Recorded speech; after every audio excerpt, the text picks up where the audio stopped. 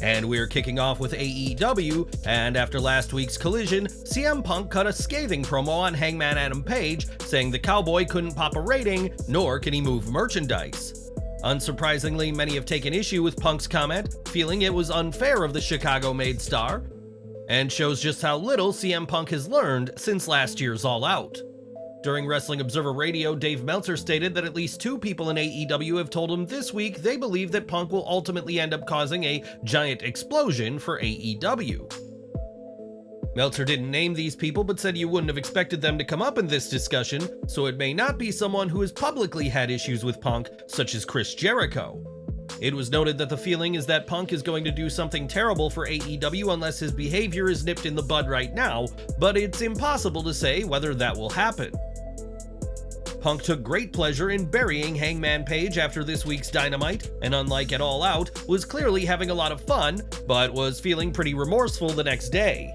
On his show, Brian Alvarez added that Punk did apologize to Page over his comments, albeit via text message, but it isn't public knowledge what exactly he said in the text. It is unlikely we'll learn exactly what the text said from Page, who has tried to stay out of the CM Punk controversy, a professional decision that has earned him praise from AEW fans and staff. When Tony Khan was asked about Punk's burial of Page in a recent interview, the AEW president refused to comment and swiftly moved on to sharing his excitement for All In later this month. The decision to bring Punk back was always going to be a contentious one, and despite Punk reportedly wanting to repair his reputation, he isn't doing himself any favors. But what exactly should AEW do with CM Punk? Is he once again proving to be too much hassle for his worth? Or are you on Punk's side in all of this? Let us know in the comments. Last week's Collision was certainly an odd one for Hangman Adam Page, who showed up at the event in the city where he lives, Greensboro, North Carolina.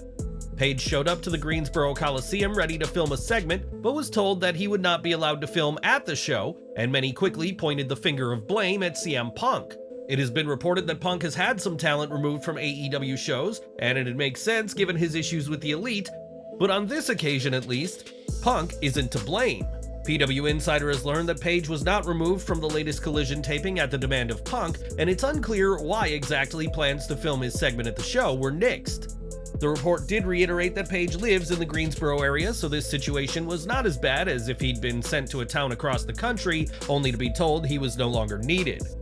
As for Punk, the report confirmed the apology, but it's unknown if Page said anything back, and Punk has told people in his circle that he was rocked in the match that preceded his Page promo. After all the controversy over the past few days, perhaps Punk will think twice before he speaks next time, but on this occasion, CM Punk is not the one to blame for a talent being sent away. Punk may not have been responsible for Hangman Page not filming at the latest Collision, but it is known that the real world champion has had some issues with Ryan Nemeth. These issues did lead to Nemeth traveling to Collision only to be told he was no longer booked, and what is exactly the reason behind this beef with the straight edge wrestler? We know that Punk took issue with a tweet from Nemeth describing Punk as the softest man alive following Punk's return to AEW TV when he used his return promo to take aim at the Young Bucks. In an update from PW Insider, one AEW talent said that Nemeth being sent home may have also been caused by Ryan giving Punk the cold shoulder when he caught up with talent at a hotel. Nemeth reportedly said hi to everyone at this hotel except for Punk and others Punk was with, and this came after a backstage meeting in which Punk said he wanted the Collision locker room to be as drama-free as possible. Punk, speaking of a drama-free roster, is dripping in irony, as the vast majority of drama is connected to him. And what do you make of all this? Let us know in the comments. More CM Punk news now, as the self-proclaimed voice of the voiceless has certainly made a lot of enemies during his AEW tenure, and one name we can add to the list is Jack Perry. The former Jungle Boy is currently doing very well for himself on screen, as he is in his first reign as the FTW champion, but recently Perry had a confrontation with Punk at a Collision taping in Canada. Sean Ross Sapp of Fightful Select reports that when Perry was brought to the show, he had a segment planned, and the FTW champ wanted to use real broken glass for his spot.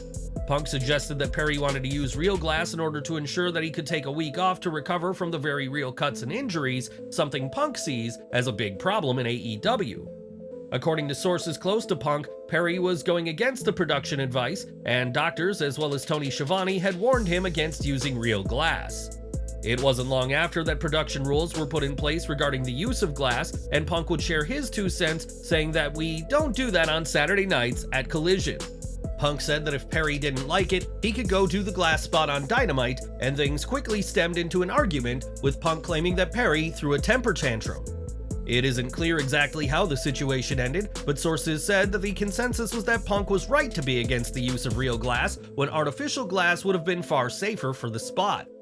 As to whether Perry will be the next name ejected from a Collision taping, who's to say, but with AEW's biggest ever event mere days away, the biggest stories of the company are again what's happening when the cameras aren't rolling.